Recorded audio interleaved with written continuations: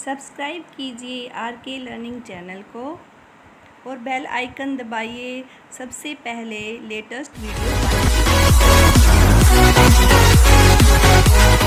Hello friends, R K learning academy YouTube channel में आप सबका स्वागत है। आइए चलिए शुरू करते हैं आज की क्लास। आज हम करेंगे व्यंजन संधि। व्यंजन संधि क्या होती है फ्रेंड्स? हमने इससे पहले स्वर संधि को अच्छे से किया है और आज हम व्यंजन संधि शुरू कर रहे हैं और ये व्यंजन संधि की हमारी फर्स्ट क्लास है। अगर हुआ तो हम इसी में कंप्लीट कर लेंगे और अगर थोड़ा बहुत कुछ बचेगा तो उसे हम नेक्स्ट क्लास में कवर कर लेंगे।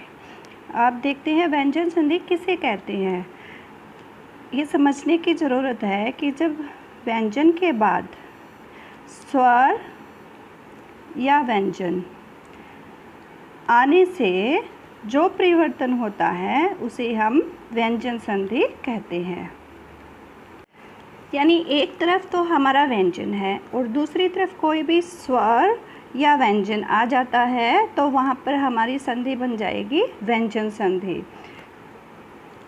अब देख लेते हैं एग्जाम्पल से। वाक प्लस ईज, तो आप देखिए वाक में हमें व्यंजन मिल रहा है यहाँ पर क, और ईश में मिल रहा है हमें स्वर बड़ी ई। तो एक इधर हमारा व्यंजन है, इधर हमारा स्वर है, तो दोनों का मेल होकर हमें नया जो शब्द मिलेगा वो बन जाएगा वागीश। और ये कैसे बना, ये आगे हम पहचानेंगे कि कैसे इन वर्ड्स का फॉर्मेशन होता है, कैसे कोई नया शब्द बनता है।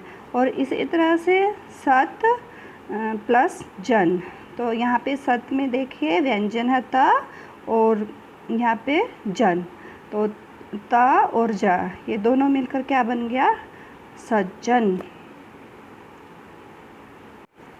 इस व्यंजन संधि की पहचान कैसे करते हैं पहले ये समझना ज़रूरी है। इसकी पहचान के लिए देखो हमें क्या करना है। सबसे पहले हमें जो भी कोई विच्छेद होता है, संधि विच्छेद होता है, उसमें जहाँ पर प्लस का मार्क होता है और वहाँ पर हमारा कोई नया वर्ड बनता है, जैसे ये प्लस का मार्क है और कोई भी नया हमारा शब्द बनेगा तो वहाँ पर आप तीसरा वर्ण देखिए। ये देखना है बस आपको कि वहाँ पर किसी भी वर्ग का तीसरा वर्ण है या नहीं है, ठीक है। और फिर दूसरी चीज़ क्या देखनी है कि उस शब्द में डबल वर्ण हुआ है कि नहीं, मतलब एक शब्द का दो बार प्रयोग हुआ है कि नहीं हुआ है, ठीक है। और तीसरी चीज़ ये देखना आप, जहाँ पर भी आधा च और छ ये दोनों साथ आपको दिखाई देते हैं तो आप सीधा समझ जाइए कि वहाँ पर व्यंजन संधि है। इन शॉर्ट आप कह सकते हैं फ्रेंड्स कि यह 3-5 करने वाली संधि है जिसमें मेन रोल होता है वर्ग के तीसरे एवं पांचवें वर्ण का, ठीक है। जैसे कोई भी वर्ग का तीसरा वर्ण हो या आपके पास पांचवा वर्ण हो तो आप समझ जाइए कि ये वहाँ पर व्यंजन संधि है। अब इसकी एक ट्रिक है, आप उसे आसानी से पहचान लोगे कि कैसे यहाँ पर कौन सी संधि है। स्वर संधि तो फ्रेंड्स आप सब कर ही चुके हो, उसकी आपको अच्छे से पहचान हो गई है। और इसी तरह से आज आप व्यंजन संधि की पहले पहचान कर लीजिए कि व्यंजन संधि आपको पहचाननी कैसे है। इसकी एक सिंपल सी ट्रिक है। सबसे पहले आपको मेन फोकस करना है थर्ड वर्ण पर, ठीक है। और उसके साथ ही आप पांचवा वर्ण भी देखिएगा कि पांचवा वर्ण कहाँ पर है, इसमें यूज हुआ है कि नहीं हुआ है। और इसका सेकंड पॉइंट है हमारे पास कि जो भी कोई हलंत वाला वर्ण होता है वो आधा ही होगा। जैसे कि दिक प्लस विजय, दिक में देखिए आप का है, ये हलंत है, ठीक है, और विजय का तो विजय ही रहेगा। तो अब हमारा का हलंत है तो हमारा रूल क्या कहता है कि कोई भी वर्ण है वो अपने ही वर्ण का तीसरा हो जाएगा, अपने ही वर्ग का तीसरा हो जाएगा। तो का तीसरा वर्ण क्या होता है, क ख ग, तो यहाँ पे देखिए ग, और हलंत है हमारा का में तो ये आधा बन गया ग, ठीक है फ्रेंड्स। तो दो चीज़ याद रखनी है आपको।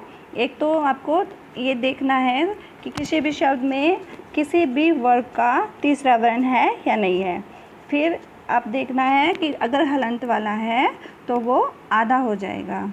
अगर उसके पीछे विच्छेद करते हैं, जैसे अगर इसके पीछे स्वर है तो वो वर्ण पूरा रहेगा। जैसे सुप प्लस अंत, तो सुप में देखो प है जो हमारे पास, ये है वर्ग का, प वर्ग का पहला वर्ण, ठीक है। और उसके पीछे देखो अंत, अंत में क्या है, आ हो गया स्वर। तो ये क्योंकि व्यंजन है वर्ण का पहला, और तो इसका क्या बनेगा, इसी के वर्ग का तीसरा बन जाएगा। तो प फ ब, प का तो बन गया ब। अब लेकिन हलंत नहीं है तो इसलिए ये पूरा आ गया, आधा नहीं बना क्योंकि इसके पीछे स्वर आ गया।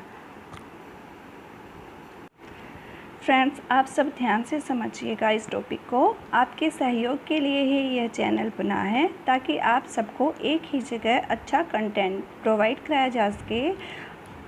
और एक मेन चीज़ ये है कि ये व्यंजन संधि है जो वर्तनी की शुद्धता वाले मार्क्स आपको पूरे के पूरे दिलाएगी, क्योंकि ये वर्तनी की शुद्धि में बहुत ही यूजफुल संधि है।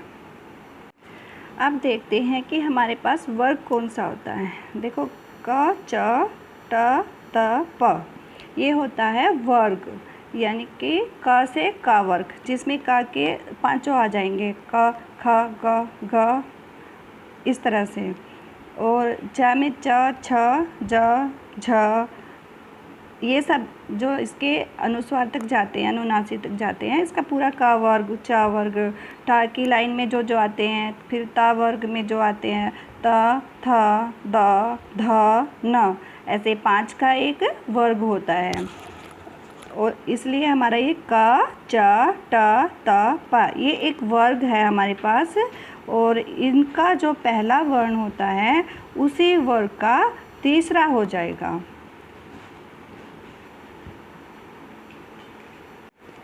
आइए एग्जाम्पल से समझ लेते हैं इनको कि कैसे, किस वर्ग का तीसरा वर्ण कैसे होता है। अब जैसे कि आपके पास तक क वर्ग का कोई भी शब्द है और उसका आपको व्यंजन संधि पहचानी है या संधि विच्छेद करना है, तो हम देख लेते हैं। जैसे दिक् प्लस अंत, तो इसमें देखिए आप क है, ठीक है। और क में क्या है, पहला वर्ण आ गया, क वर्ग का पहला वर्ण है। तो हमारा रूल क्या था, किसी भी वर्ग का तीसरा हो जाएगा जब परिवर्तन होगा, जब हम संधि बनाएंगे। और इधर है यहाँ पे अंत। और एक रूल हमने क्या किया था कि अगर स्वर आएगा तो वो उसको हम पूरा ही वर्ण लिखेंगे, उसमें हलंत है तो आधा हो जाएगा और स्वर है तो पूरा हो जाएगा। तो अब हमारा दिक् प्लस अंत, देखो का तो बन गया ग, और ये हलंत नहीं था तो ये पूरा का पूरा आ गया क्योंकि पीछे स्वर है। तो हमारा क्या बन गया फ्रेंड्स, दिक् प्लस अंत दिगंत। इसी तरह से फिर देख लेते च वर्ग में कैसे परिवर्तन होगा। च वर्ग से हम देखते हैं हमारे पास शब्द है आज़ादी, तो इसको हम कैसे पहचानेंगे, यहाँ पर व्यंजन संधि है, इसको हम विच्छेद करके देखते हैं। अच प्लस आदि, ठीक है। तो अच क्या है, देखो च वर्ग का पहला वर्ण, और पहला वर्ण क्या बन जाएगा, तीसरा वर्ण। तो च का हमारा क्या बन गया ज, और यहाँ पर आदि है तो आधा तो आएगा नहीं वर्ण, वो पूरा का पूरा आएगा। इसलिए फिर हमारा क्या बन गया, अच प्लस आदि आज़ादी, ठीक है। च का ज बन गया, क का ग बन गया।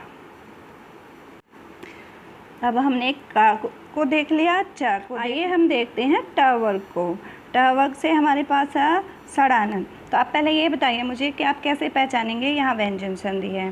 पहले अपनी ट्रिक लगाओ कि आपको देखना है इसमें तीसरा वर्ण मिडिल में कहीं मिल रहा है या नहीं मिल रहा है। तो हम देखते हैं षडानन है तो इसमें अड़ा मिल रहा है हमें, और ये किसका है, ट वर्ग का है, ठीक है। ट ठ अड़ा, ये बन गया। अब ये बना कैसे, क्योंकि सीधा तो कोई वर्ड ऐसे होगा ही नहीं, तो हम उसको विच्छेद को देखते हैं। अब सट प्लस आनन, तो इसमें आप कैसे करते हैं संधि, हमने ये कल स्वर संधि में भी देखा था कि जैसे हम कोई भी पहला शब्द होता है हमारे पास, उसका हमें लास्ट का वर्ण देखना होता है, और जो दूसरा शब्द होता है हमारे पास उसका हमें फर्स्ट का वर्ण देखना होता है या स्वर जो भी है।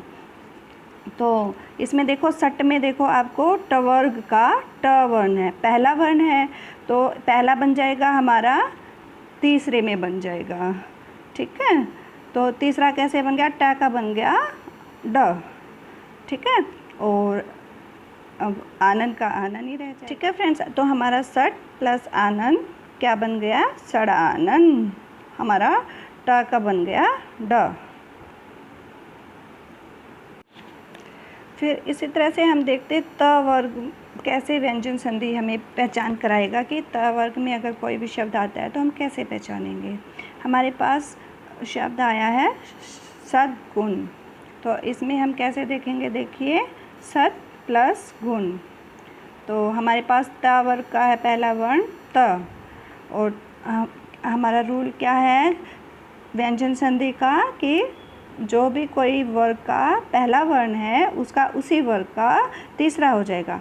तो हमारा त का बन जाएगा द। तो ये हलंत वाला है तो इसलिए हलंत वाला ही हो जाएगा या आधा जिसे बोलते हैं हम। तो सत प्लस गुण बन गया हमारा सद्गुण। अब देखते हैं प वर्ग कैसे हमें बताएगा व्यंजन संधि के बारे में। तो देखते हैं अप प्लस धी। तो प क्या है, अपने वर्ग का पहला वर्ण है, और संधि व्यंजन संधि का रूल क्या है, उसी वर्ग का जो पहला वर्ण है वो अपने ही वर्ग का तीसरा बन जाएगा, यानी प का ब बन जाएगा। तो ये प है तो प का यहाँ पे बन गया ब। ठीक है, तो अप प्लस धी क्या बन गया हमारा अवधि।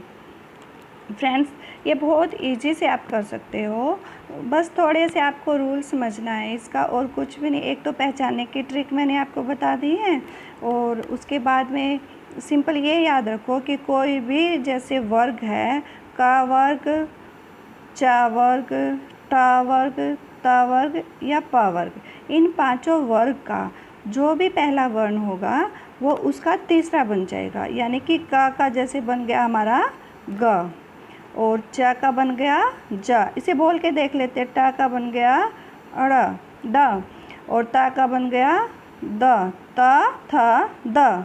ठीक है, ऐसे उसको आप काउंट करके देख लो, उसी का तीसरा बन जाएगा। इसी तरह से प फ ब, तो प वर्ग का तीसरा क्या बन गया ब। फ्रेंड्स ये तो हमने देख लिया कि जब क च ट त प इस वर्ग का पहला वर्ण होता है तो उसका तीसरा हो जाता है। लेकिन एक रूल और है इसके साथ, हम सेकंड रूल को करेंगे। अब इस सेकंड रूल में क्या होता है कि जब इसी वर्ग का क च ट त प इन वर्ग का जो पहला वर्ण होता है और उसके लास्ट में मतलब दूसरी तरफ अनुनासिक होता है, यानी कि पांचवा, जैसे ना म इस तरह से उसका पांचवा हो, तो क्या होता है जो हमारा पहला वर्ण होता है वो अपने उसी वर्ग का पांचवा हो जाता है। ठीक है, जैसे हमारे पास शब्द है चिन्मय, तो इसमें हम क्या देखते हैं, इसका विच्छेद कैसे होता है, चित प्लस मय। तो त में देखो आप त वर्ग का पहला वर्ण है हमारे पास। ठीक है, और इधर हमारा म आ गया, अनुनासिक आ गया म, तो त और म दोनों मिलकर क्या हो जाएगा, ये ना बन जाएगा, उसी वर्ग का पांचवा हो जाएगा। तो त का पांचवा क्या होता है, देखो त थ द ध न, ये ना बन जाएगा, और हलंत है तो आधा आ गया, इसलिए चिन्मय। फ्रेंड्स आज की क्लास में हमने व्यंजन संधि की डेफिनेशन, उसकी पहचान और वर्ड्स की फॉर्मेशन और कुछ ट्रिक्स और मेन रूल्स किए हैं। बाकी की जो इसका संधि का जो भी बचा है, जो रूल्स बचे हैं, वो हम कल की क्लास में करेंगे।